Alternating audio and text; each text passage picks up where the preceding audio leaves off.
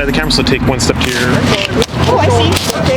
Okay, Adrian, it's nice to see you on the street again here. Hey, Adam, how's it going? It's been going pretty good. So obviously, it has been a while.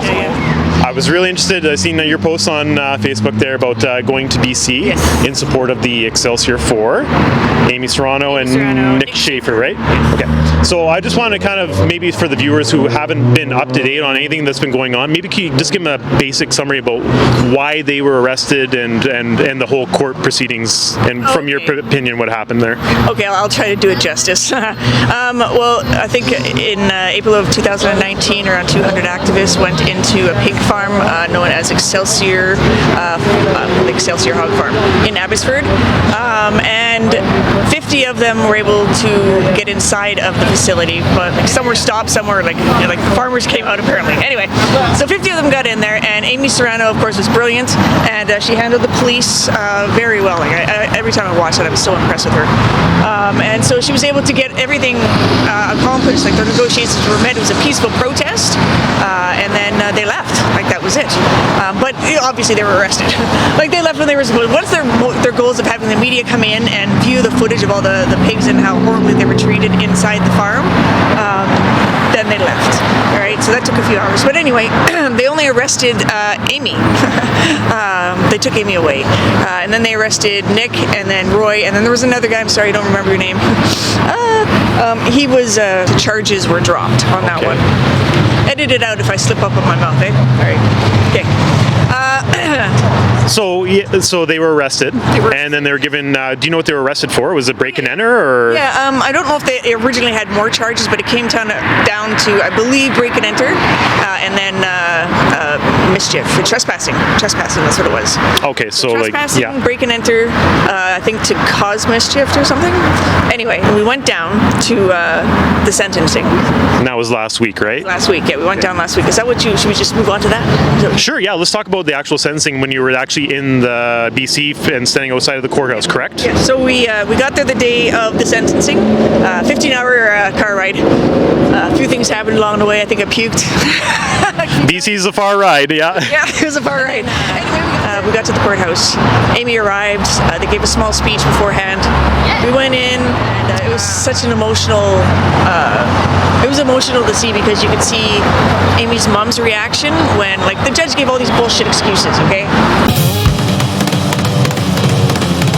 All the reasons why they should be convicted, and as soon as he started talking, his tonality, I knew exactly they were going down. I just didn't know for how long.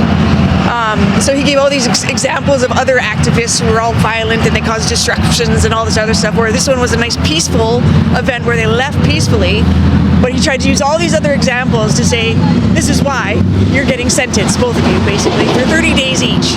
Now, Amy, I know, has a lot of health problems, right?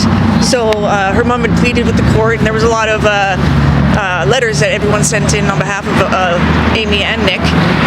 But just to see her reaction when the sentence, right, it was like, your heart drops, right? Just being there was so emotional.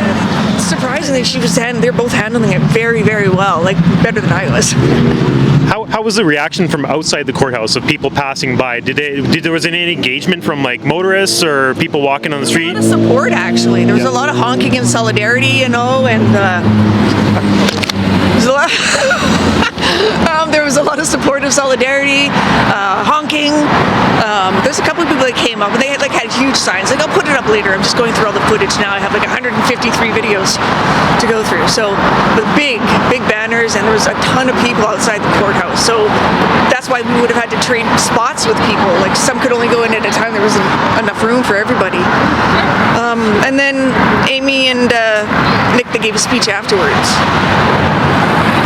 And what do you think that the sentencing of 30 days in jail for the break and enter and trespassing, what do you think that does for the vegan activist movement and any other kind of whistleblowing on unsafe practices that these farms are always constantly doing in animal cruelty? Well, it's kind of silly if they think that that's going to deter, because he thought that sentencing is a way to deter activists from committing these offenses again.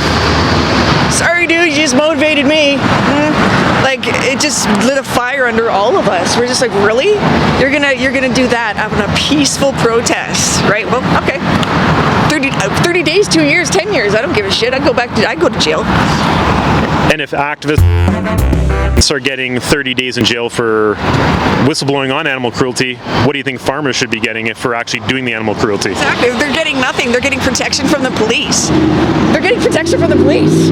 Because when we went down there, after the decision, there was another secret meeting. Right? So we all went off to the side and we found out that we were going to be going to Excelsior and protesting that we did not like the decision. So we did that. We all went to a church, secret location, and then from that location we went to Excelsior Hog Farm, and that was wild. Like I've never had an experience like that in my life, man. Because within, I think 5 minutes of getting out of the vehicle, I'm like this, so I don't see it, but I see her yelling, behind you, there's a truck. I'm like, what?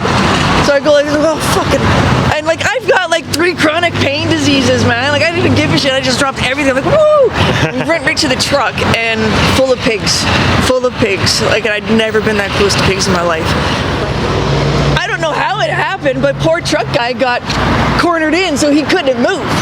So there's a whole bunch of cars blocking Mr. Truck Guy, and so we got to stand there for like, I think I had 10 minutes of footage of just the pigs and their condition, and I was touching the pigs at them, I couldn't stop looking at my finger, like their noses, like rubbing my finger on their noses are so dirty, and their eyes, like it looks like your fucking eye, like I'm looking at your eye and I can see a pig's eye looking back at me, like it's the same almost eye. human looking. Yeah. Yes, it's a human looking eye, it's the same eye, and they look so sad. Like I'm sure I only put up I think I put up a minute of footage, but there's so much of it that I got to go through, and I'm like I don't want to go through it because it's so traumatizing, but I got to go through it, right? People have to see.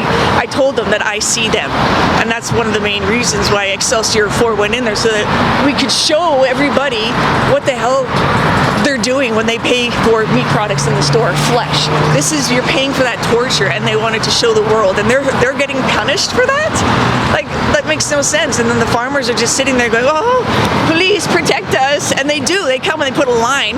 We're all on the road with our signs protesting at Excelsior, and they've got cops over there. Let's go on. Don't worry, man. We'll take care of this, bud. Right? So we took our time. We took our time leaving. Yeah, Adam, like, I don't know if you've ever seen pigs like that. When I was driving through Winnipeg, I did see some trucks driving by, and we were kind of paralleling them on the highway. And yeah, the site, it was excruciating. Like it was terrible. Right. Yeah. And these pigs are just like you can hear the screams, right? It's like, ugh. So and now even hearing this footage, like you're not going to forget that.